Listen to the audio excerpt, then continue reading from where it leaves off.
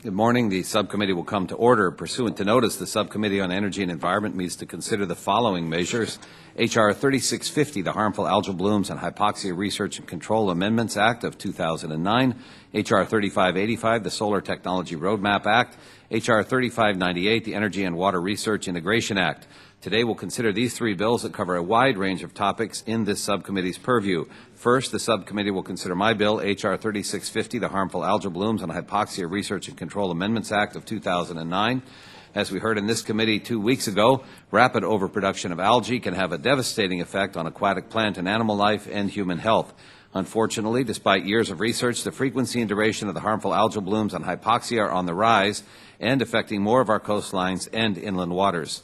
This bill directs the National Oceanic and Atmospheric Administration to implement research strategies and plans to better understand and respond to these blooms and hypoxic events.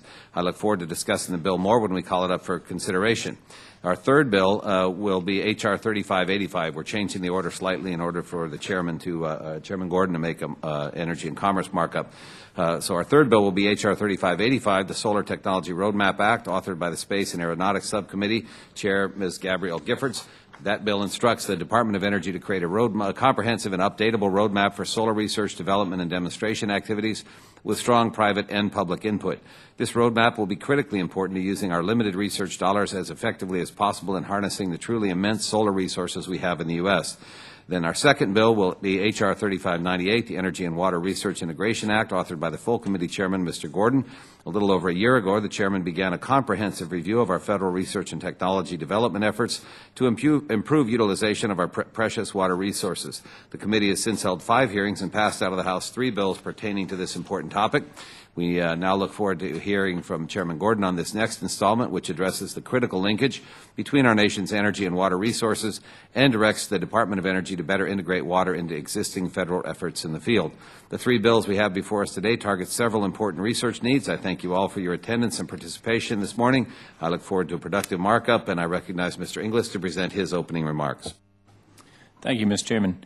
Today we address 3 pieces of legislation that aim to improve the health of our environment, our investment in solar energy, and the impact of energy use and development on water resources. The first bill we'll look at is the Harmful Algal Bloom and Hypoxia Research and Control Amendments Act of 2009. It will advance efforts at the federal level to reduce the negative impact that algal blooms have on the environment. Every summer we hear stories about the impact of runaway algae growth on local air quality, animal deaths, and environmental quality. Not only do these blooms impact recreation, they burden marine commerce and human health. This legislation will promote a better understanding of algal blooms and will help us effectively prevent and respond to blooms and hypoxia. Second, we'll discuss the Solar Technology Roadmap Act. This bill aims to increase the strength of our domestic solar technology industry through a coordinated research and development program and public-private partnerships. It also requires industry, academia, and government researchers to develop a long-term roadmap that will advance our clean energy alternatives. I hope we can ensure that the roadmap is not focused on technology options we're already aware of, but also emphasizes cutting-edge advancements that will define the future of solar power. Finally, we turn to the Energy and Water Research Integration Act, which directs the Department of Energy to take into consideration energy-related water issues in all research, development, and demonstration projects. While I agree with the intent of the bill, I'm concerned that this language only affirms existing DOE priorities and ignores the large role that water resource information should play. I'm looking forward to working together to improve the bill. Thank you again, Mr. Chairman. I look forward to addressing this legislation. I thank Mr. Inglis. Members may place statements in the record at this point. We'll now consider H.R. 3650, the Harmful Algal Blooms and Hypoxia Research and Control Amendments Act of 2009. I recognize myself for 5 minutes to describe the bill. H.R. 3650 reauthorizes the Harmful Algal Blooms and Hypoxia Act of 1998. This bill requires the Undersecretary of Commerce for Oceans and Atmosphere at NOAA to establish and maintain the National Harmful Algal Bloom and Hypoxia Program. The Undersecretary is required to work cooperatively with other offices, centers, and programs within NOAA, as well as with the states, tribes, non-governmental organizations, and other federal agencies to avoid duplication of efforts. H.R. 3650 explicitly directs the EPA Administrator and the Undersecretary to coordinate efforts to address freshwater harmful algal blooms and hypoxia. The bill requires the Undersecretary to transmit to Congress an action strategy that outlines the specific activities for the program and also directs the task force established in 1998 law to transmit a report to Congress on the hypoxia in the coastal and estuarine waters of the Pacific Northwest and develop a plan for reducing, mitigating, and controlling hypoxia.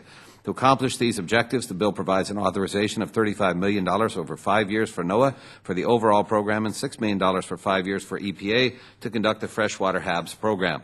I'm proud to say the bill has been a joint effort with my colleague from Michigan, Mr. Ehlers, or Dr. Ehlers, and I want to particularly commend him for his many years of work on this and his commitment to the Great Lake regions on a host of topics.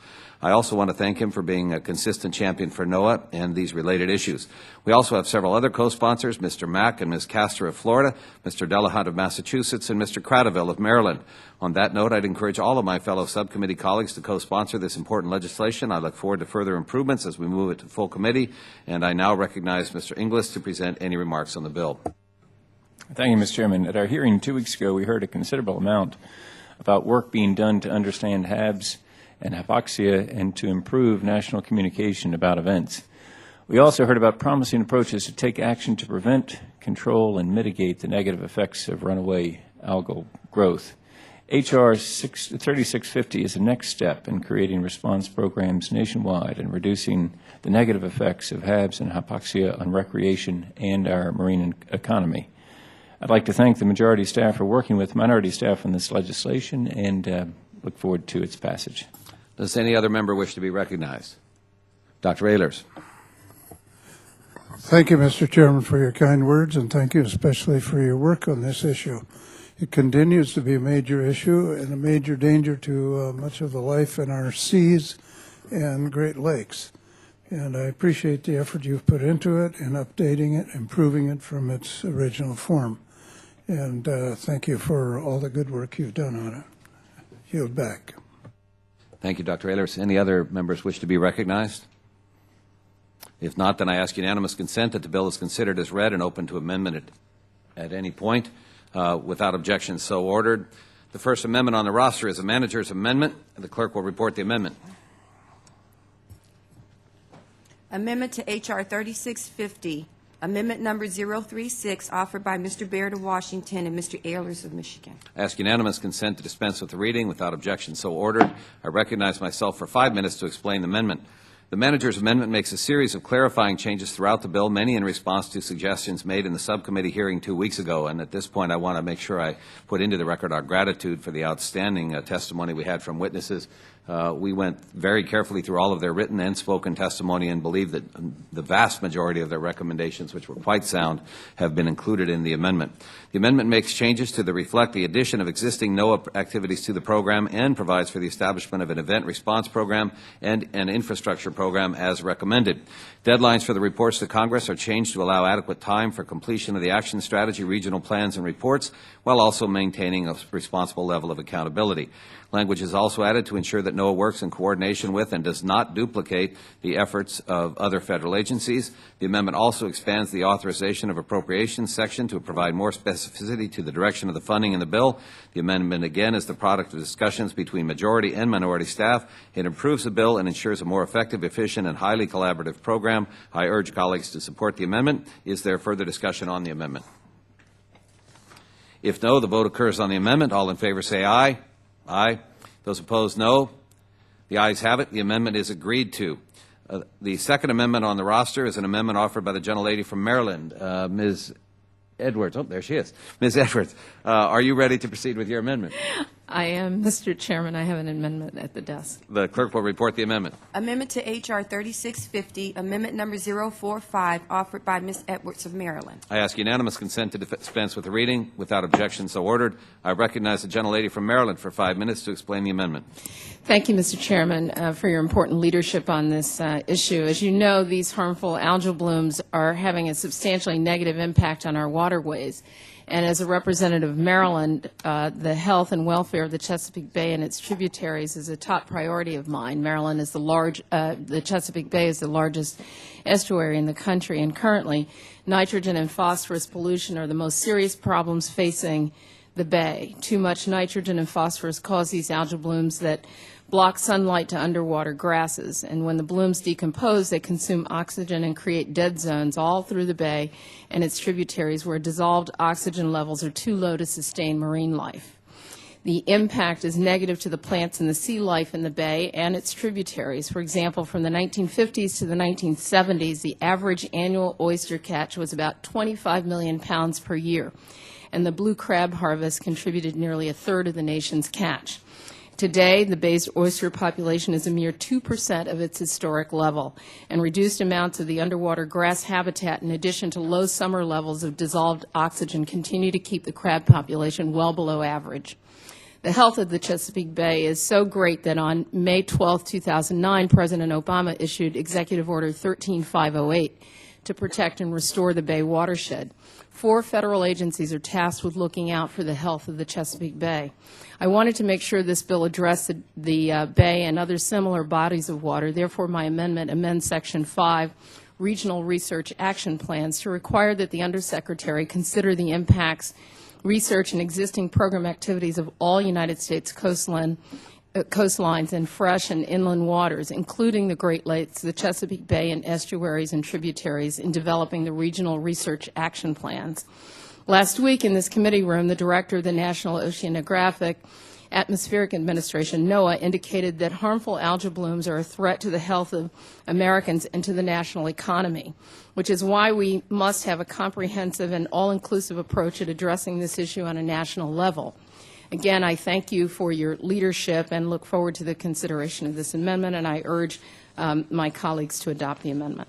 I thank the gentlelady. The Chesapeake Bay has a true champion in Ms. Edwards, and Mr. Cradaville has also expressed his interest in this. But Ms. Edwards, you know, we have a similar experience up in the Pacific Northwest with the Great Puget Sound, and we also have oysters and crab, shellfish, and harmful algal blooms and hypoxia are problematic there too. So I share in your commitment to this and applaud your efforts. Are there any further discussion of the amendments? If no, the vote occurs on the amendment. All in favor say aye. Aye. Those opposed, no. The ayes have it. The amendment is agreed to. Any other members wishing to comment further? If no, then the vote is on the bill, H.R. 3650, as amended. All those in favor will say aye. Aye. All those opposed, no. In the opinion of the chair, the ayes have it. I now recognize myself to offer a motion. I move that the subcommittee favorably report H.R. 3650 as amended to the full committee. Furthermore, I move that the staff be instructed to prepare the subcommittee report and make necessary technical and conforming changes to the bill in accordance with the recommendations of the subcommittee. Question is on the motion to report the bill favorably. Those in favor of the motion signify by saying aye. Aye. Opposed, no. The ayes have it. The bill is favorably reported. Without objection, the motion to reconsider is laid upon the table. Members will have 2 subsequent calendar days in which to submit supplemental minority or additional views on the measure.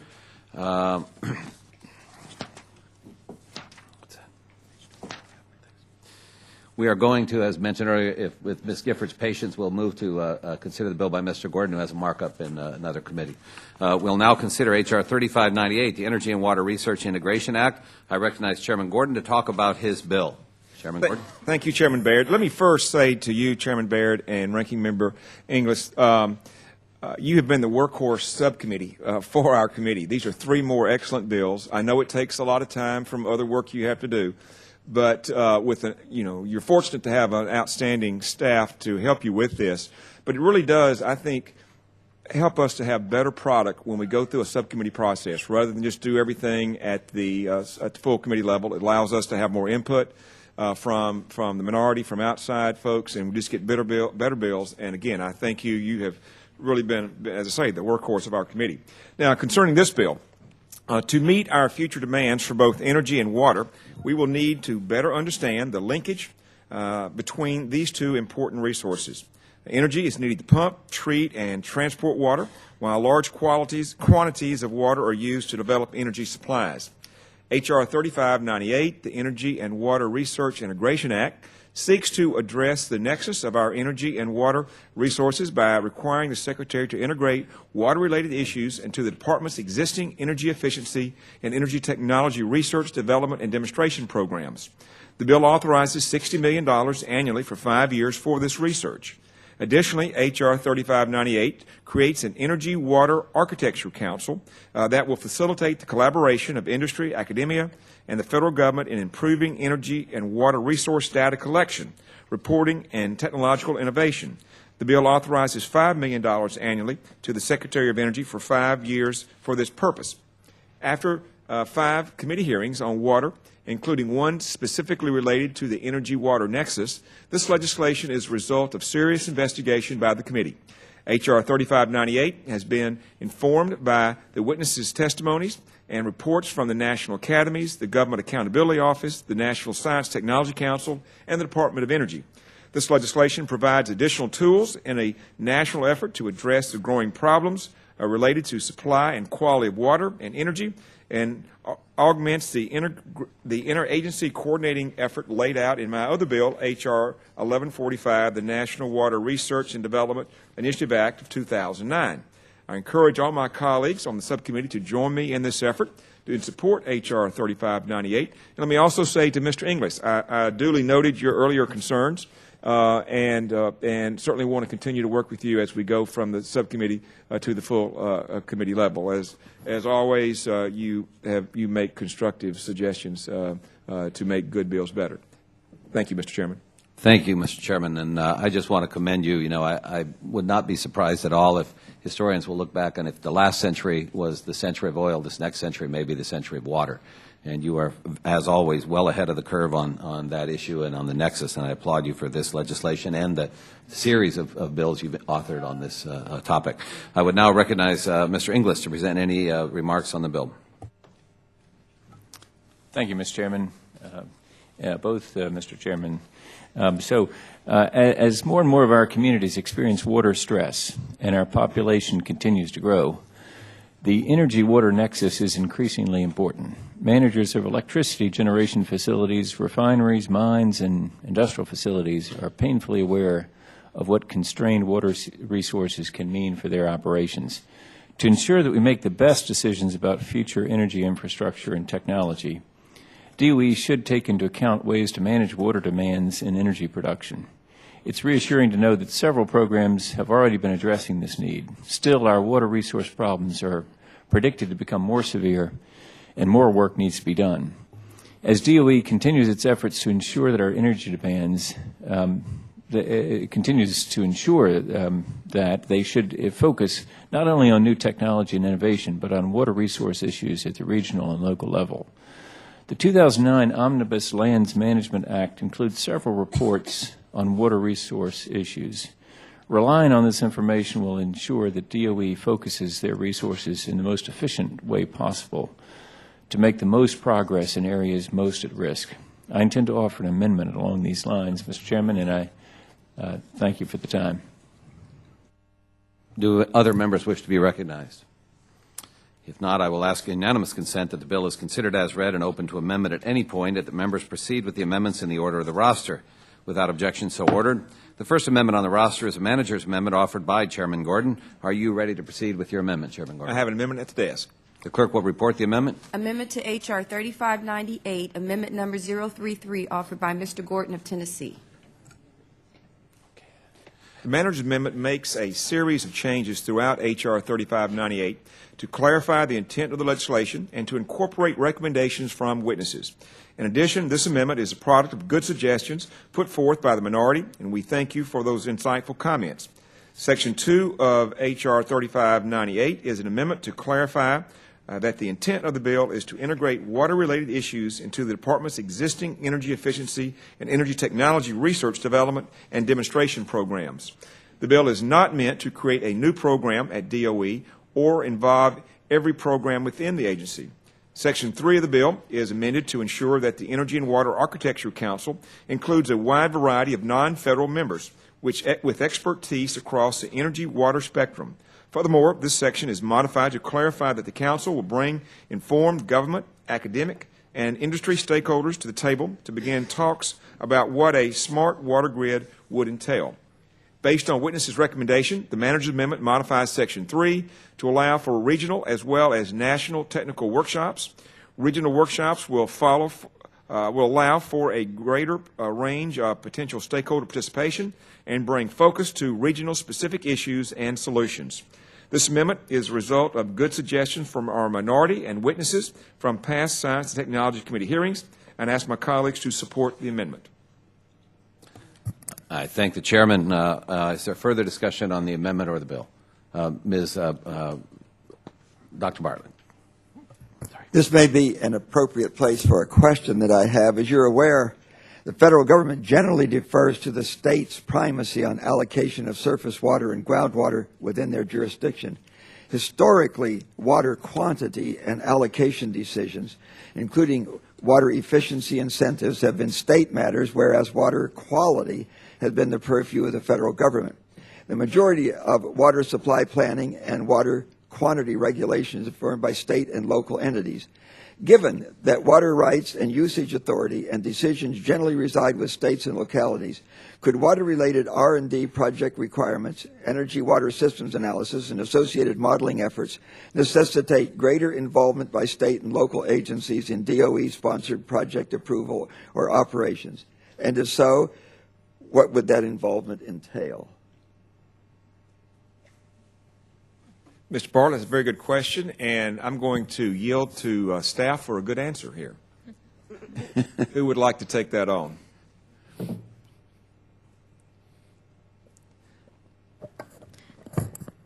I definitely think that there would be greater involvement from the states, and we would encourage more collaboration on those individual technologies.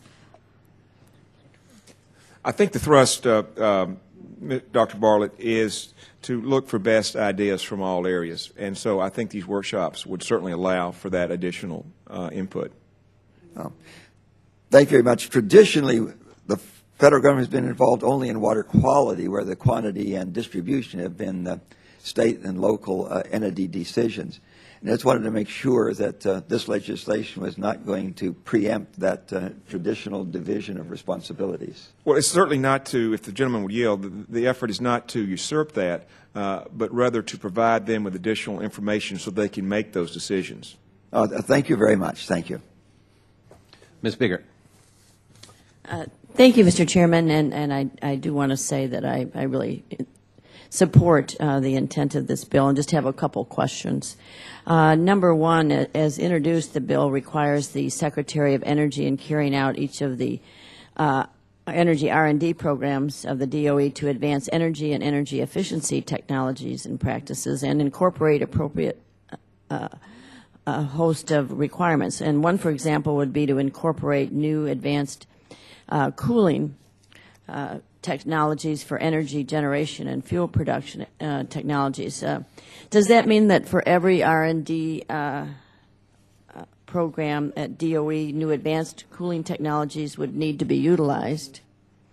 And would these technologies be those DOE is seeking to demonstrate on a commercial scale? And would these technologies be those DOE is seeking to demonstrate that industry developed that were unable to penetrate the market? And would the cost of installation be considered a determining factor? The gentlelady would yield.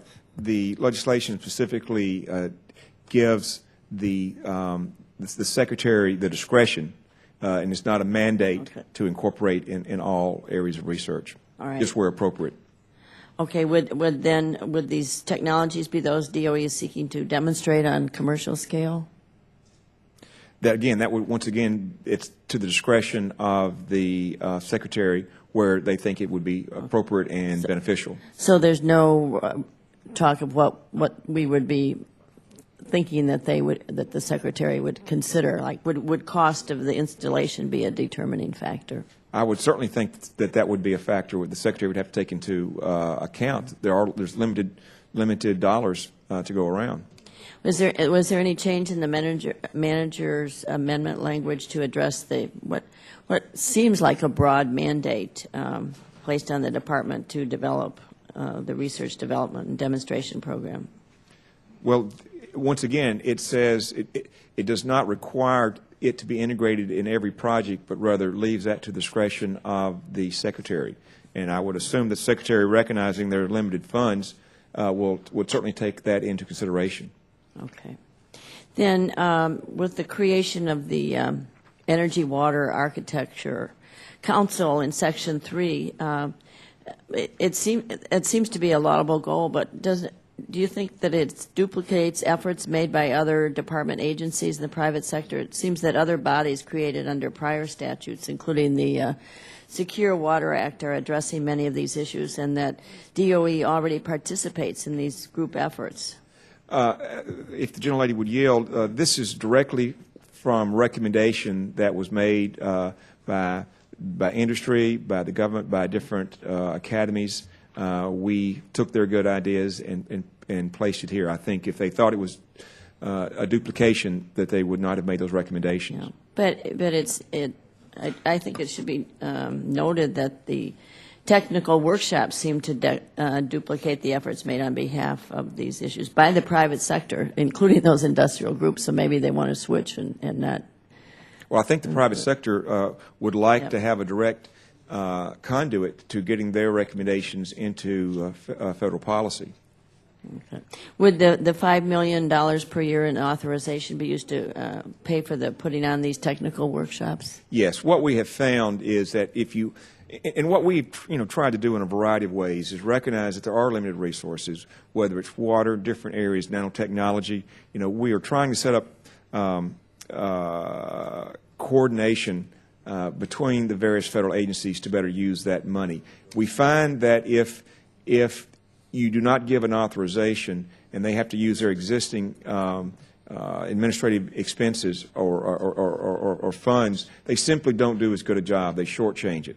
Okay. And so that was the purpose, yes, to cover the cost of those regional meetings. So you think that these workshops would be more informative than those held at the annual meetings and on conferences sponsored by the industry and the investment groups? Well, I think a couple of things. One, this will be a way for them not just to talk among themselves, but also to be able to talk to policy makers, which is something that I think they will want to do. Secondly, I think that it's important. Some of the water problems in Arizona are different than the water problems in New York or Tennessee. So I think it is important that we have the regional meetings so that, again, part of what we're trying to do is gather information so that communities can make good decisions, and that water problems simply differ in different regions of the country.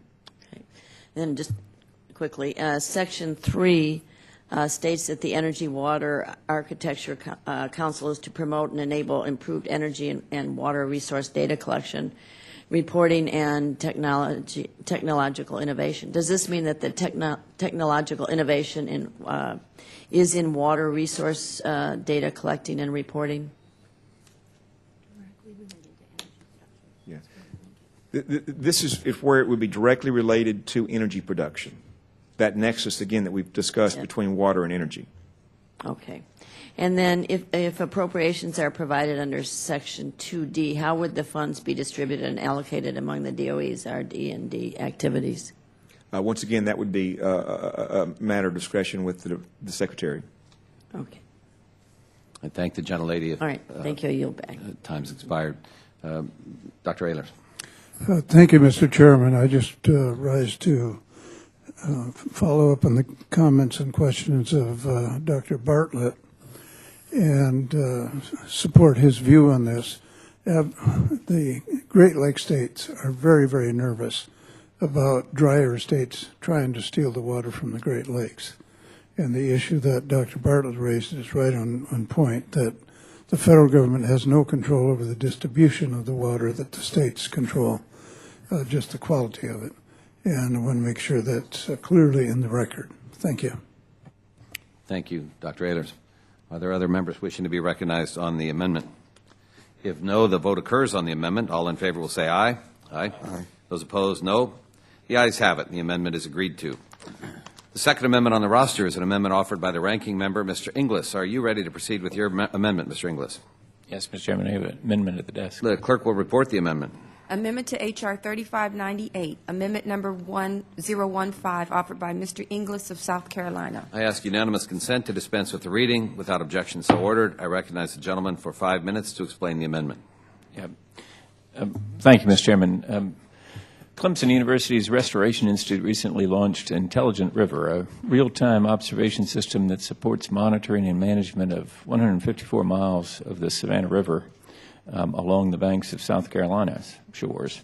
The project started with the intent of monitoring river health, but real-time information has piqued the interest of local stakeholders who can use it to more efficiently manage water withdrawal and discharges during periods of water stress.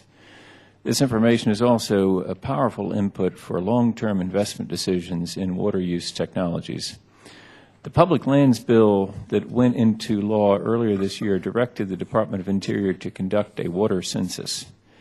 This census will provide information on water quality, availability, flow, use, and storage, and will generate models and predictive tools to guide water use decisions. All of this information is intended to help us effectively manage competing water interests in future decisions, similar to, as I was mentioning, what the Clemson University's Restoration Institute has been doing. My amendment would require DOE to take into account the information coming out of the water census and carrying out the directives of this bill. This will improve DOE's resource investment with full awareness of what regions and research areas to emphasize the most. I understand that delaying the start of this program may be undesirable, so I will withdraw my amendment at this time. I hope that we can work with at the staff level in advance of the full committee markup to ensure that this important information is incorporated into DOE decision-making. And, Mr. Chairman, I also want to use this time, if I may, to ask some questions of council that you get at these. Basically, what we're after here is that you get this water census coming. And so the question is whether to sort of work into this bill some sort of delay until that water census is here, because as I was just mentioning, this Savannah River study really has turned up some interesting things. And so the directive now to the DOE may be premature in light of that water census coming. It's also some angst on this side that you've already heard here about whether how you do this to make these directives but then pull back and give the secretary discretion. So is this bill drafted? It has a series of shalls, and then it says as necessary. So it's a little bit, we're in a quandary about how you draft that. You tell them, we want you to do this, but we want to give you discretion, which I think that the chairman of the full committee is right to want to give the secretary discretion. But we also want them to act. So it's a hard balance here to figure out whether you direct and then give discretion, or how you do that. So some questions for council that may get at some of this and prepare us for working hopefully in a collaborative way between here and full committee to figure out how to address this water census issue, number one, and number two, how do you direct the DOE but then give them the ability to have discretion. So the first question, is any of this work currently being done by DOE? And has there been an assessment of that work already being done on a project-by-project basis?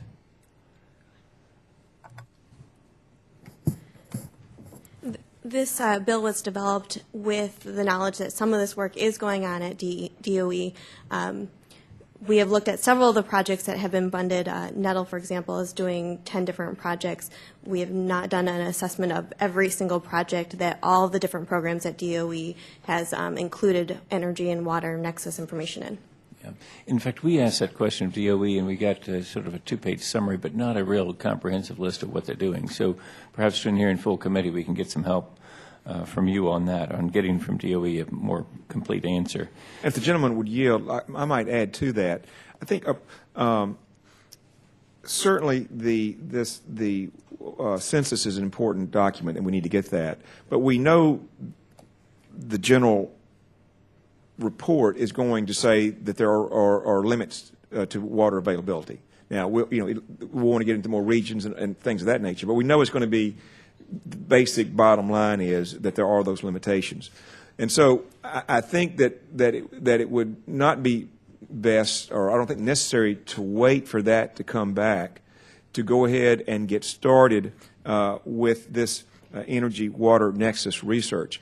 The sort of what you might say stop and start is a recognition of two things. One, that we do have limited resources, and two, we want to use those best. And so that's why we want to be able to allow the Secretary, where needed, to use those limited resources and, again, coordinate those activities without imposing additional mandates that they're not going to have the funds for. Gotcha. Yeah. Well, let's see. In fact, Mr. Chairman, I think my time is up, but Well, if I would yield my time to Mr. English to continue with his good questions. Thank you, Mr. Chairman. And so that's helpful. The second question here is, how will this new requirement impact the progress of DOE's projects and demonstrations? Can we expect delays? Will DOE be required to incorporate new technologies? In other words, the DOE is already doing some projects and demonstrations. We surely wouldn't think of any delays. Do we have any idea how this new requirement might, or these shalls with discretion, impact those existing projects? Well, the program doesn't start until 2011, so it will not impact any of the existing projects. That's helpful. Okay, so and then the third question, how can we ensure that progress in water use efficiency made by individual projects or programs is communicated to interested parties in DOE and relevant agencies? In other words, how can we avoid duplication of this research? Just to clarify, do you mean within the agency? I guess it's between agencies. DOE and relevant agencies are doing some projects and programs, and we wondering how we're going to avoid the duplication. Sir, there's a section that specifically addresses the interagency collaboration to make sure that the agencies will be talking to each other as they go forward. And how about within DOE? What's the... We have discussed several issues with the Department of Energy, and they have told us that they are already coordinating this research. For example, NETL is already talking to EERE. Yeah. So, well, just to sort of summarize here, between here and full committee, we hope we can work together to figure out a couple things. One is how to anticipate the water census and all that we're going to get out of that. Second is how to work with this thing about telling the Secretary to do something, but then pulling up from that directive to say as appropriate, which I believe it is appropriate to pull up from the directive a little bit, because we do want them to have discretion. Otherwise, why would you have a secretary over there? You could have a computer instead of a secretary. And so we got to figure out how to work that in legislation.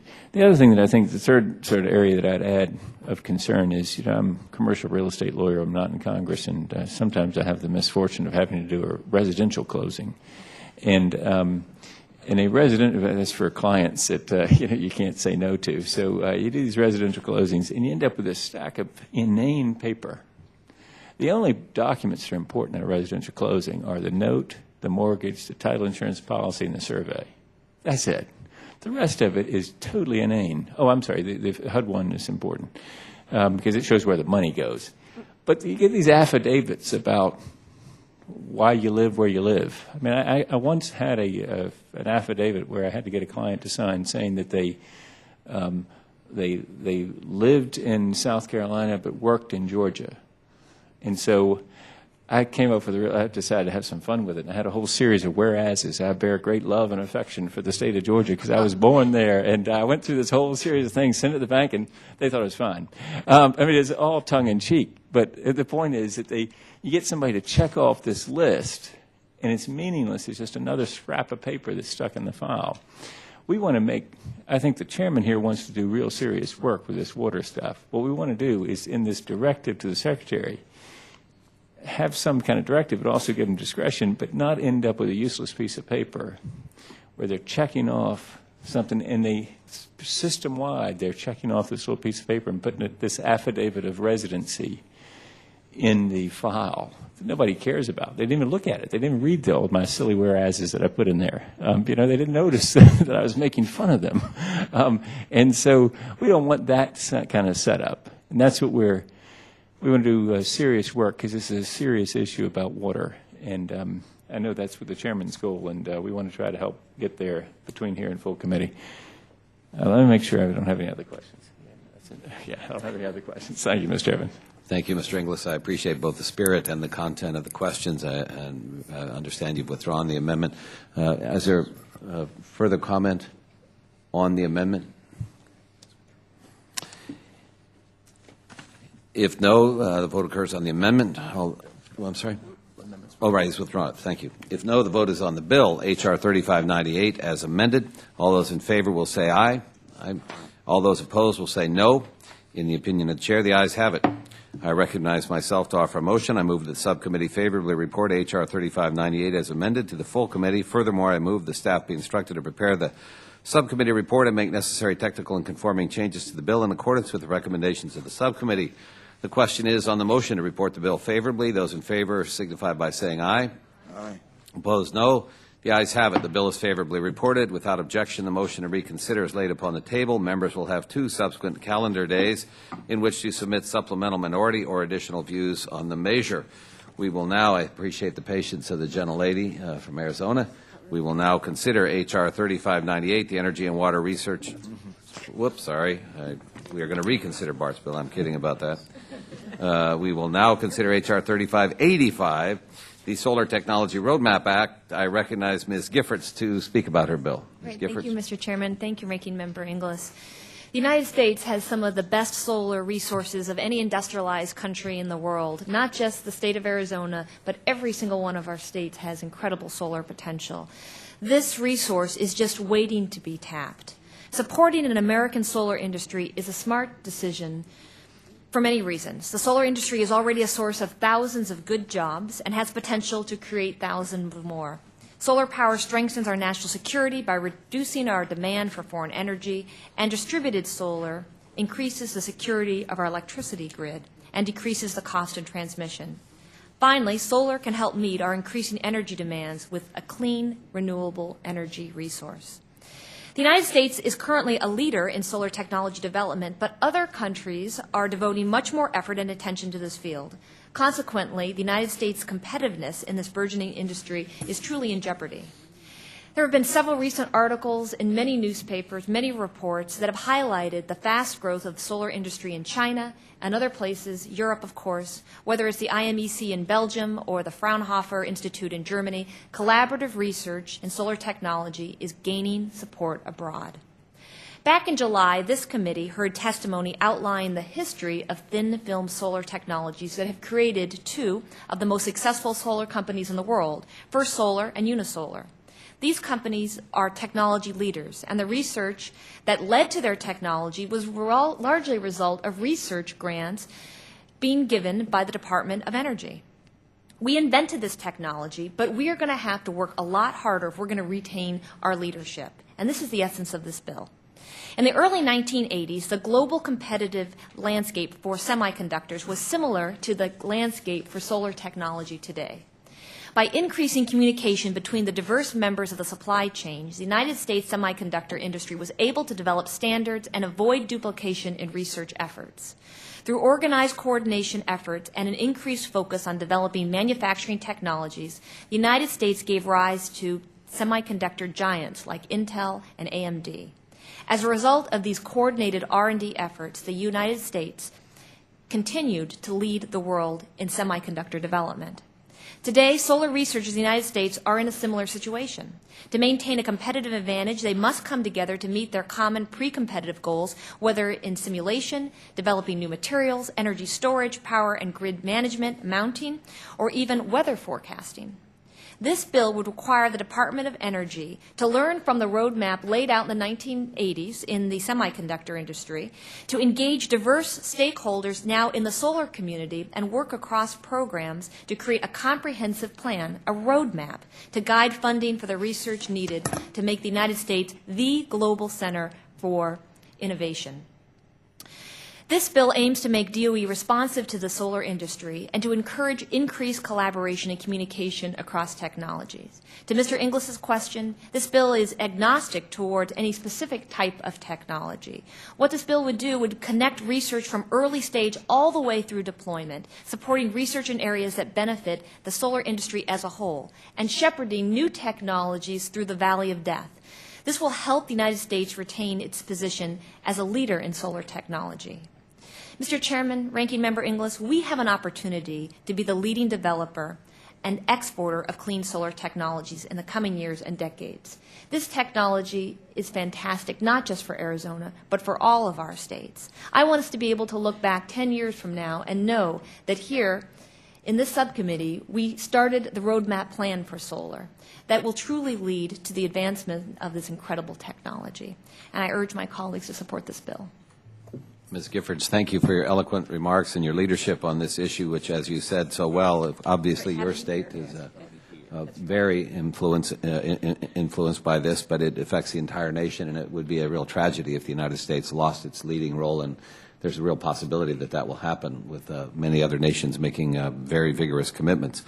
I applaud you for this bill, and I now recognize Mr. Inglis to present any remarks. Thank you, Mr. Chairman. Interest in new solar projects is blooming right now through our domestic manufacturing though our domestic manufacturing capabilities are lagging behind international trading partners. This bill seeks to change that through an energized research program and a roadmap that will direct research and development according to specific near, mid, and long-term goals. This roadmap should leave room for the unforeseeable opportunities that may come up at DOE, or as DOE, academia, and the private sector continue investing in solar research. It may also be necessary to reconsider the authorization levels included in this bill, as they are considerably above the current base budget for solar power.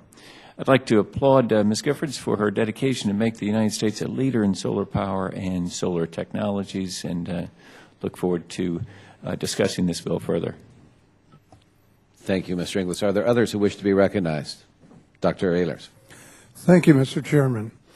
During the energy situation we have had in the past few years and the future projections, more and more people talk about the need for alternative sources of energy, and we talk about it a lot too, and we try to do something about it.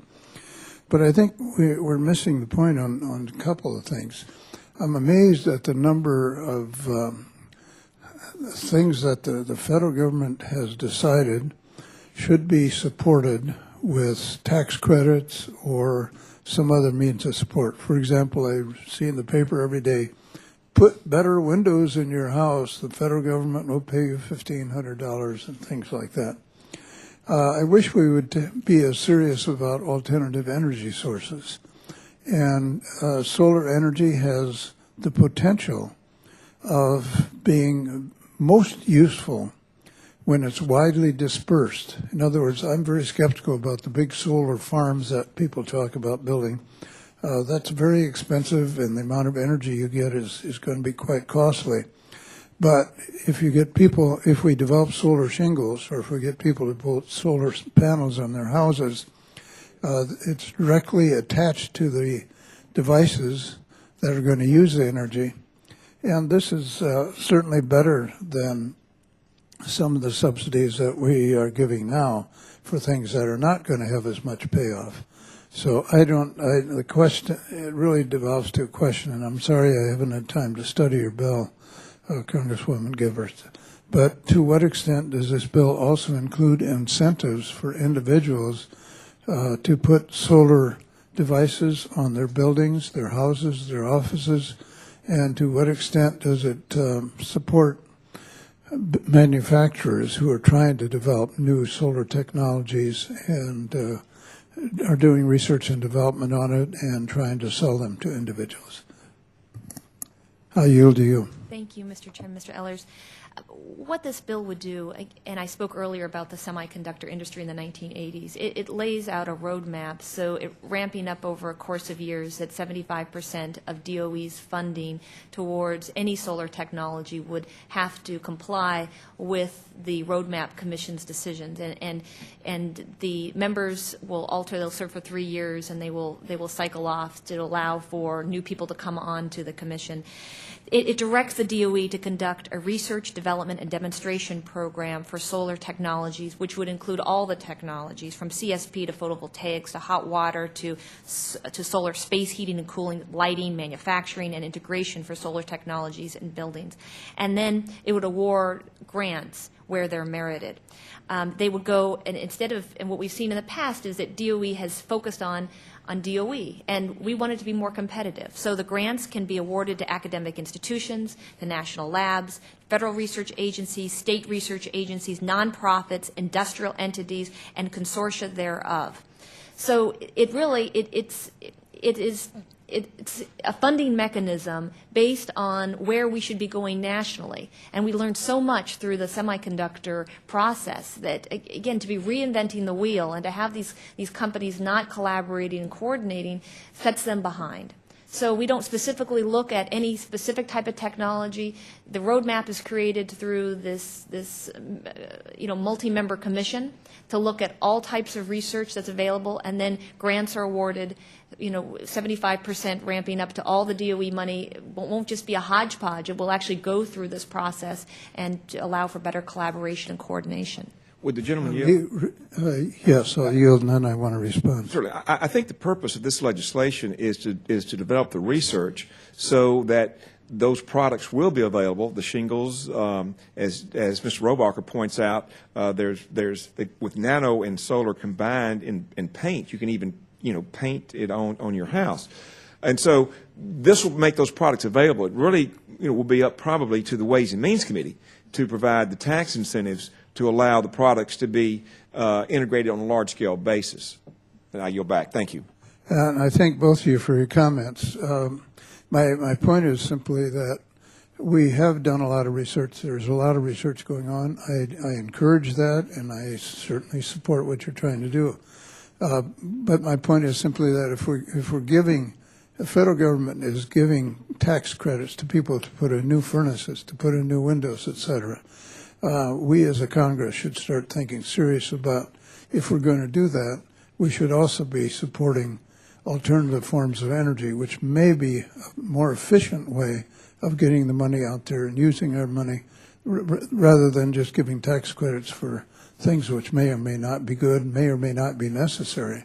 I had the people who installed my furnace 10 years ago talk to me and say, hey, we got this great tax credit now, you really should put in a new furnace. I said, well, I don't really need it.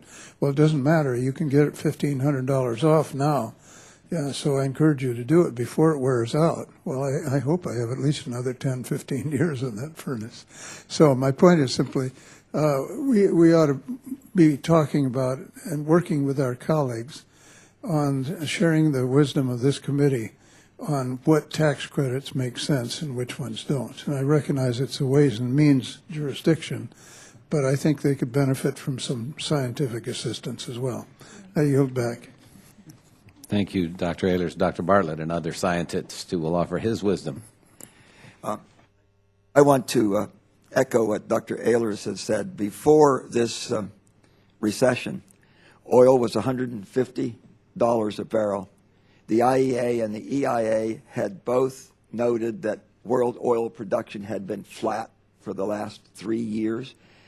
And of course, with a flat oil production and increasing demands, that's why oil was $150 a barrel. Now we've had this recession, which has bought us some time. There's an old saying, it's an ill wind that blows no good. And one of the few benefits of this recession is that it's bought us some time where we could have aggressively pursued the development of alternatives. Except for what this committee has done, I see little evidence that our country has paid any attention to the necessity of aggressively pursuing alternative energy, because the sad fact is that unless we do that, the world never, ever again will have sustained good times. Because as soon as the world's economies come back, the demand for oil will go up. It will be $150, $200, $250 a barrel, and that will squelch the economy again. So kudos to this committee. And sadly, I note that our country has taken, and the world has taken, little advantage of the time that's been bought by this recession. So thank you very much for what you're doing here. Thank you, Dr. Ehlers. Are there others wishing to comment or comment on the bill? Just briefly, I'd like to compliment the sponsor of the bill. I think that we in this country need to make solar a legacy piece, especially in light of the opportunities that have been showcased in other countries, where they're dealing with solar hot water concepts in Germany, where they're relying more and more on solar power. And in this nation, there are many regions of the country that have more solar power hours than some of these already emerging nations. And so I think the investment in R&D allows us to shave some of the priciness off of the option, and allows us to take, if cap-and-trade legislation were signed into law, would allow us to take much of those resources and piggyback them with this legislative idea. And the initiatives there can be very, very strong and powerful in talking about the direction this country needs to go and the impact that it needs to make. Cap-and-trade legislation coupled with Ms. Gifford's legislation would be a powerful statement. And so I applaud the sponsor. Thank you, Mr. Tonko. If there are any other comments? Mr. Chairman, I'd just like to respond to a couple of things very briefly. One, to respond to Mr. Bartlett. Mr. Bartlett, before I got to the Congress, I used to always talk about alternative energy, just like you talked about. And, I've noticed that I had a constituent that approached me and said, you know what, solar and wind and these other types of energy, that, when you call it alternative, people think that it's not serious energy. So I've really tried to correct myself and refer to them as renewable energy or clean energy, because when people still have this belief out there that it's an alternative, that it's some sort of fringe type of energy, they don't take the technology as serious. Other countries have moved ahead, and they are powering extraordinary amounts of their economy and their innovation, and looking at their security. We're not there yet. Obviously, with the leadership of this committee, I think we'll get there. But I always try to catch myself, and the words matter. The second thing, and I wanted Mr. Ehlers to know as well, that part of this study, or excuse me, part of this bill has a photovoltaic performance study that the DOE will actually publish, and we're making sure that it's published on the internet so that everyone has access to it, not just members of Congress, or it's not going to be just thrown in a drawer somewhere, but best practices to improve performance of photovoltaic installations, federal, state, local incentives as well to enhance system performance. So we're going to make all of this work that comes out of the roadmap as accessible to everyone as possible, because that's the way that folks that aren't close to Washington or aren't close to a DOE lab will be able to benefit from the work that's done by the roadmap committee members. And finally, I think that I just want members to know that we have done a lot of work, and staff has been great on both sides, to make sure that Department of Energy has had their full involvement with the crafting of this legislation. We've had the private sector, all different types of solar companies, manufacturing, from CSP to photovoltaics involved in the drafting of this legislation, research institutions as well. And the nice thing is that everyone agrees that, this isn't about one technology or another, one company, one region. It's really about that global roadmap for us here in the United States to be able to make sure that we take our resources and use them wisely. So I just thank all the folks that have contributed. If there are additional ideas, and I know that we have an amendment coming up, but we are welcome to incorporate them. But it's just exciting that we're going to actually have a path and a plan for this new type of technology for us. Will you yield? Oh, of course, Mr. Ehlers. All right, thank you for yielding. I'd just like to add to my comments. I agree with you. Alternatives is not a particularly attractive term to use. But if you really want to be accurate, what we're talking about is solar energy. Wind energy is caused by differential heating of the Earth's atmosphere by the sun. Hydropower is solar energy because the sun evaporates water and it gets up in the sky, falls behind the dam, and you collect the energy as it goes through the turbines. You go right down the line. The only real sources of energy we have are solar, fossil, and nuclear. And those are the three major categories.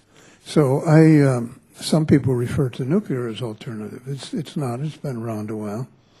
I just want to support what you're doing and what you're saying, but let's realize the term alternatives doesn't mean much to me as a scientist or to the public as a layperson. And if we really want to be serious, say, all of these are types of solar, collecting on the solar flux that's coming to the Earth daily. And if you actually sit down and calculate how much energy is contained in the sunlight hitting the Earth in a day, it's all the energy contained in all the fossil fuels we know about in the Earth is less than a few weeks of solar energy. Get abundant energy from the sun. We're just not using it properly. Thank you. Thank you, Dr. Ehlers. With that, I'll ask unanimous consent that the bill is considered as read and open to amendment at any point, and that members proceed with the amendments in the order of the roster.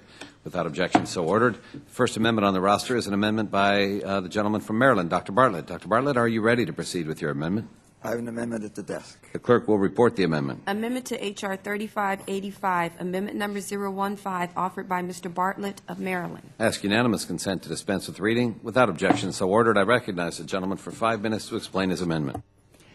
To help you understand how supportive I am of this legislation, you need to know that I've been using solar energy, electricity for 25 years.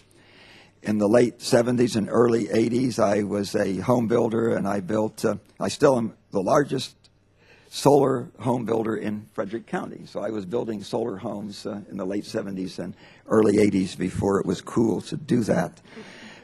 Thank you, Chairman Baird, Ranking Member Inglis, as well as Ms. Giffords for introducing this legislation. First of all, I'd like to echo Chairman Baird, Mr. Inglis, and Ms. Giffords. We are united in our belief that it is imperative for the Congress to adopt policies that will maximize the effectiveness of federal government programs to promote solar and other renewable sources of energy. As a scientist and engineer, I know that any program can be improved if the rules equally reward constant review and incremental improvements, as well as their replacement by innovations. I support the continuation, creation, and funding of programs at DOE that will empower America's scientists, engineers, and entrepreneurs to engage in and accelerate cutting-edge research and new technologies. I would like to implore and encourage this committee to make sure that the bill this committee will approve takes a technology-neutral approach to solar energy research and development programs. There is a danger in explicitly delineating research in known technologies and approaches. Congress can inadvertently direct the federal government to pursue an industrial policy or corporate welfare approach that would discourage research in new areas that could yield unforeseen benefits. I'm sure Madam Curie could have had no notion of where her discovery would lead to. I would also be cautious about empowering a committee to choose winners and losers of taxpayers' money. By doing so, Congress can similarly inadvertently direct the flow of money through an old boys network that excludes support for revolutionary innovations. And now to my specific small amendment. My amendment very simply corrects what I am sure was an inadvertent exclusion from the draft of H.R. 3585. It would extend my amendment would extend Section 605 and 606 of the Energy Independence and Security Act of 07. Section 605 and 06 were amendments to this bill that were unanimously approved by this committee. These new programs have not yet been funded. It's premature that for Congress to send the potential message that these programs should be excluded from the Department of Energy solar R&D programs before they've even been started. Specifically, Section 605 is the direct solar pipe daylighting program that I co-sponsored with Congressman Tom Petri of Wisconsin. Solar light pipe technology brings the power of sunlight to illuminate the interiors of buildings without electricity. Daylighting provides an important alternative or traditional power generation for lighting that promotes greater energy conservation and improved energy year-round. Section 606 established a research, development, and demonstration program to promote more reliable, decentralized, and distributed, and we hope, more cost-effective solar-powered air conditioning for individuals and businesses. Most people don't understand that you can cool your house with heat. You can do that. Creation of the program as a part of this bill was supported by the Solar Energy Industries Association, Western Renewables Group, Austin Energy, Sacramento Municipal Utility District, and San Diego Gas and Electric. Solar-derived air conditioning could provide less vulnerable on-site, decentralized, and distributed cooling, reduce peak load electricity demands, particularly in desert climates and during the summer, as well as contribute to greater resilience of our grid. I urge and request support of the adoption of this amendment to explicitly extend Section 605 and 606 in this bill. Thank you very much. Is there further discussion on the amendment? Yes, Mr. Chairman. Ms. Giffords. I appreciate Mr. Bartlett's work, and these were bills that we worked on over the last couple of years, and I appreciate the inclusion, and you have terrific ideas, and that's what I like about this committee so much. It's truly a bipartisan committee. Everyone's got good ideas, and when it comes to solar, we just need to get going on it. So bring your ideas on, and I'm looking forward to this bill making it to the President's desk. I thank the gentlelady. Dr. Ehlers. Thank you, Mr. Chairman. I just want to add to this a little tidbit that I want to pass on to the committee. A few weeks ago, we had testimony from one of the commissioners of FERC, Federal Energy Regulatory Commission. And I had a good conversation afterwards with the staff members who were here. And I said, I really should learn more about FERC. Well, they invited me over. And yesterday I spent almost 4 hours there talking to them. A fascinating thing that you might want to see, the chairman of FERC has decided that they should lead the way on efficient energy lighting. And so his office and all the areas around it are the most advanced possible. They don't have solar light pipes, but they might. They tried to make maximum use of the sun's energy coming through the windows. They have monitors which measure the ambient light level, and they dim the lights or turn lights off as the light level coming through the windows changes. Also, for the first time, I saw what I regard as a really good use of LEDs, a fluorescent light fixture in which they put in light bars which contain LEDs, fairly expensive at this point, but extremely energy efficient. And so there's so much to be done here, and I encourage the chairman to arrange for any members of the committee who are interested to take the same tour. It's amazing what you can learn in just a few blocks away from here if we just bother to go look. With that, I yield back. I keep waiting for Dr. Bartlett to invite us for a cookout, a vegetarian cookout at his home, cooked on solar ovens. But in all seriousness, one of the things I admire greatly about Dr. Bartlett is he not only talks the talk, but he walks the talk, and has done so for many, many years. And so when he speaks about maybe we should not just call it renewable or alternative energy. Maybe we should call it responsible energy, which has some implications for the other kinds of energy. But he knows whereof he speaks. We could call it Bartlett Energy. Bartlett Matter sounds like. Mr. Diaz-Balart. Thank you, Mr. Chairman. I just want to, and I know, I just want to make sure that also one of the things I was looked at is some of the things that have not worked regarding solar energy.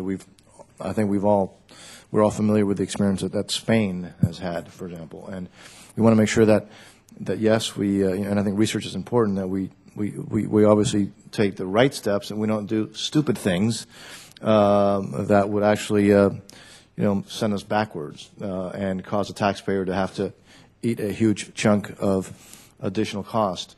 So I know that's obviously not the intention. I just want to make sure that we are, we're on the same track, that we want to make sure that we do research for the good things, but that also they look at what has not worked, what has been a fiasco, what has been a disaster, what has been overly costly, what has been ineffective and inefficient, and I'm sure that's obviously what the sponsor is looking at.